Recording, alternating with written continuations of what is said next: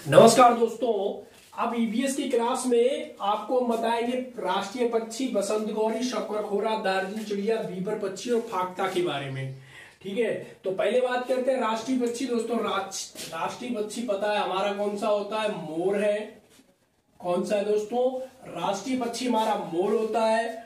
ठीक है, और ये क्या, इसको राष्ट्रीय पक्षी का दर्जा कब मिला था? 26 जनवरी 1963 को इसे राष्ट्रीय पक्षी का दोस्तों दर्जा मिला था।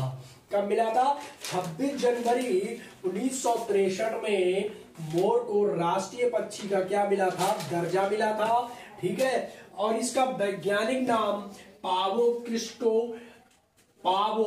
क्रिस्टोटेटस है। ठीक है, आगे मोर के बारे में इतना ही। आगे बात करते हैं बसंत गौरी के बारे में।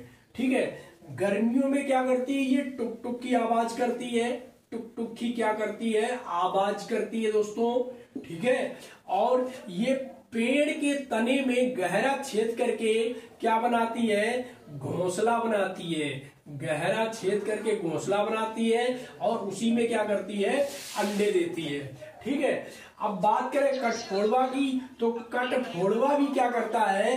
कठफोड़वा भी पेड़ के तने में छेद करके यानी कि अपना घोंसला बनाता है। ठीक है, कहाँ बनाता है? पेड़ के तने में छेद करके। ठीक है दोस्तों, अब बात करते हैं हम शक्करखोरा या सूर्य पक्षी की। किसकी बात करते हैं? शक्करखोरा या सूर्य पक्षी की। तो ये क्या करता है? शक्करखोरा ये क्या करता है? ये किसी झाड़ी में, किसमें बनाएगा? किसी झाड़ी में इसका घोंसला बनता है। झाड़ी में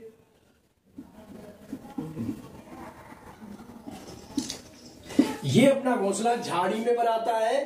ठीक है, या पेड़ की छोटे छोटे पेड़ को क्या करता है? डाली पे बनाता है और लटकता हुआ घोंसला बनाता है। कैसे बनाता है? लटकता हुआ घोंसला बनाता है। ठीक है, और ये क्या क्या यूज करता है? जैसे मकड़ी का जाल, छोटे छोटे तिनके, हरी हरी घास मुलायम वाली, इन चीजों से अपना घोंसला बनाता है, जिसे हम सूर्य पक्षी भी कहते हैं। जिसे क्या कहते हैं? सूर्य पक्षी भी कहते हैं। आगे बात करते हैं दार्जिलिंग चिड़िया की, जिसे बोलते हैं टेलर बर्ड। इसकी सबसे बड़ी खासियत ये होती है कि ये घोंसला बनाती है सिल के। कैसे बनाती है? सिल कर घोंसला बनाती है। कैसे बनाती है? सिल कर घोंसला बनाती है। ठीक है, इसीलिए सिलेबस में रखी हुई पूछा जाता है कि सिल कर घोंसला बनाने वाला पक्षी कौन सा होता है? दार्जिलिंग चिड़िया होती है। अब बीबर पक्षी का क्या काम है?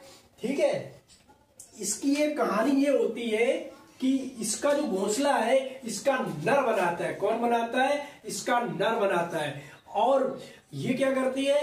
ये नर बहुत सारे घोंसले बनाता है। ठीक है, और जो इसे सबसे अच्छा घोंसला लगता है, सबसे अच्छा लगता है, ये बीबर पक्षी उसी सबसे अच्छे घोंसले में अपने अंडे देती है। इसका घोंसला कौन बनाता है? नर बीबर बनाती है, ये याद रखना। और ये छांट के क्या है? चुनकर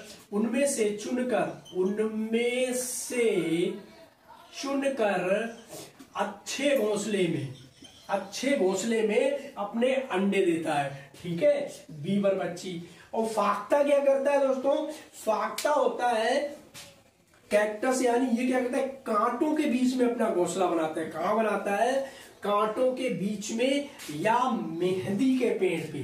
कहां बनाएगा? मेहंदी के पेड़ पे बनाएगा या कांटों के बीच में घोंसला बनाता है। ठीक है, यहां तक ही हो गया। अब एक चीज बहुत बढ़िया बता रहे हैं हम, एक ऐसा जानवर जो दिखने में भालू है लेकिन भालू नहीं है। ठीक है, और सबसे आलसी जीव है। कैसा है? सबसे आलसी जीव है। और अभी बता रहे हैं ये मुंह से, और यहीं पे लिखते हैं यही चीजें। और जिस पेड़ पे रहता है उसी की पत्तियां खाता है। जिस पेड़ पे रहता है क्या करता है? उसी की पत्तियां खाता है। ठीक है, तो उसकी बात करते हैं, वो है हमारा स्लॉथ। जिसे क्या बोलते हैं? स्लॉथ। अब इसके बारे में बात करें, कई बार ये पूछा जाता है हमारा कंपटीशन में। ठीक है, क्या होता है? स्लॉथ। स्लॉथ क्या करता है? ये दुनिया का सबसे आलसी जीव, सबसे क्या है दोस्तों, आलसी जीव है। ठीक है, एक पॉइंट और क्या करता है, जिस पेड़ पे रहता है, जिस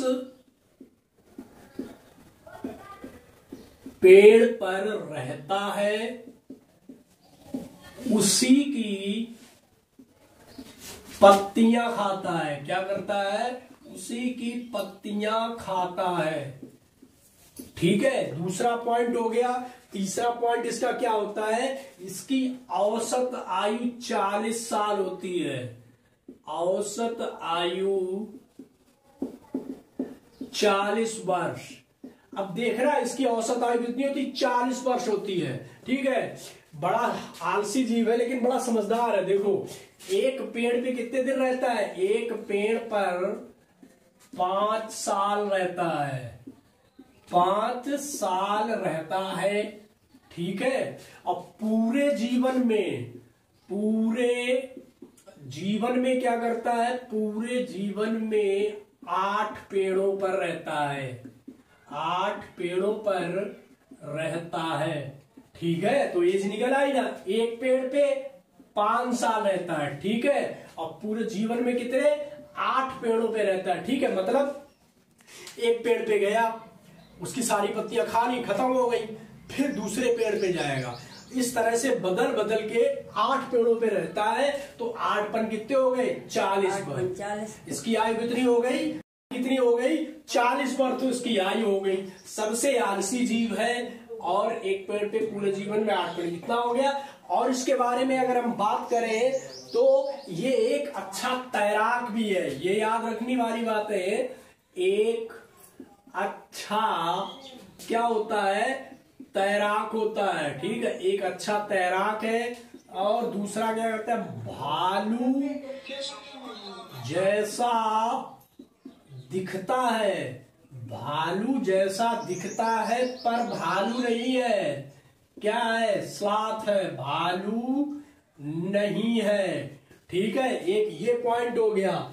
ठीक है, और शाकाहारी है, जब पत्तियां खाता है तो शाकाहारी है, पूर्णतः शाकाहारी जीव है। अब ये पाया कहां जाता है, लास्ट में ये भी देख लो, इसकी